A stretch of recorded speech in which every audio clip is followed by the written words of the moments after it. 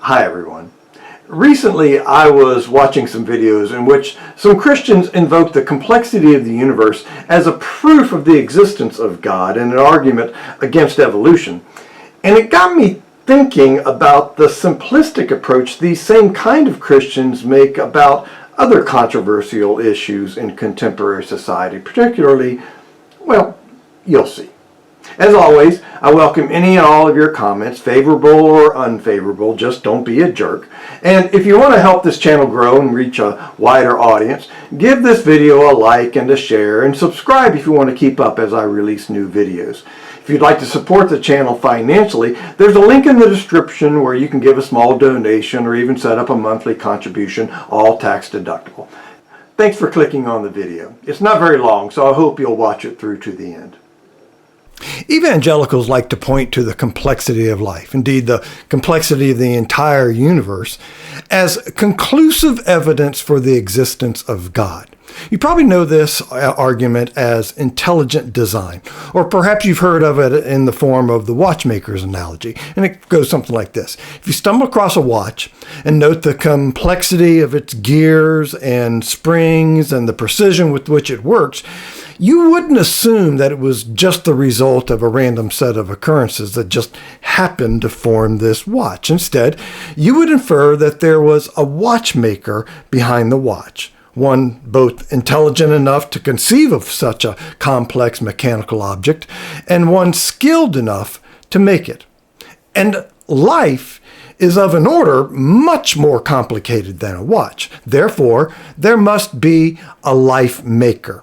For evangelicals, that life maker is the creator God described in Genesis 1 and 2. Now, this argument isn't new, nor is it exclusive to evangelicals. It's a form of what is known as the teleological argument, and it has a rich history in Christianity and before, dating back to at least Socrates and perhaps even earlier. Cicero pointed out that a sundial is designed to tell time, so there must be a designer behind the design. Paul seems to appeal to it in Romans 1, though I would argue that his purpose for writing the chapter is quite apart from trying to prove the existence of God, something no one in the church at Rome would dispute. Augustine in the 5th century and Thomas Aquinas in the 13th century used the teleological argument to argue for the existence of God. And it's a good argument, not decisive, I might add. And I also might add that I'm not advocating for intelligent design as a scientific explanation of the world. It's an attempt to make science conform to a particular interpretation of the Genesis creation stories, but it's not good science, and it's actually a poor reading of those stories at that, but that's for another video. Still, the teleological argument has strengthened the faith of many believers struggling with belief, and there is testimony of not a few skeptics who came to accept the existence of a creator God when confronted with the complexity and functionality of the universe. Which, of course, is a given. No one with any scientific learning would dispute the complexity of the universe, and given that the teleological argument predates the scientific era, one can safely say that no one with only a little scientific learning would dispute the complexity of the universe. No one argues that the universe is simple.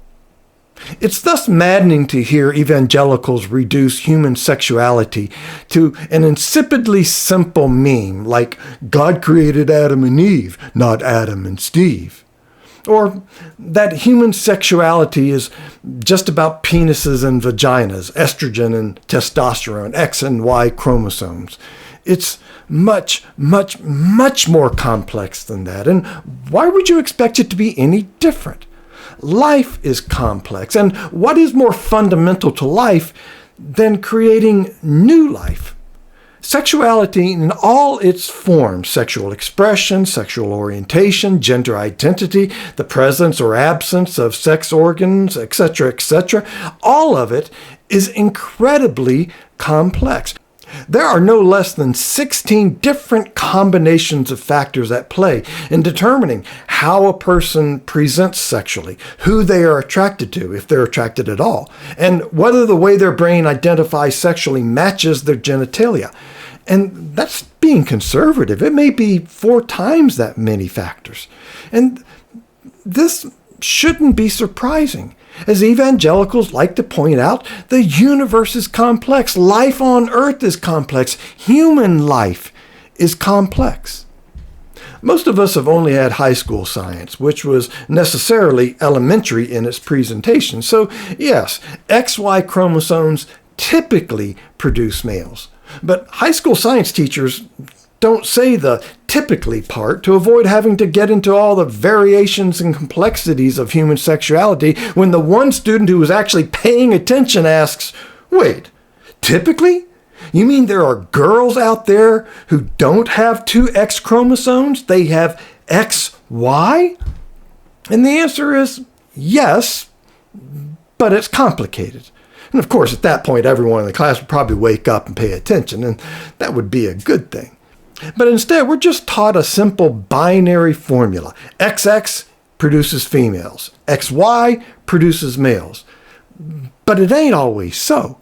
Look up androgen insensitivity syndrome on the websites of the Cleveland Clinic or the National Institutes for Health, or even the Wikipedia entry, which cites 182 sources.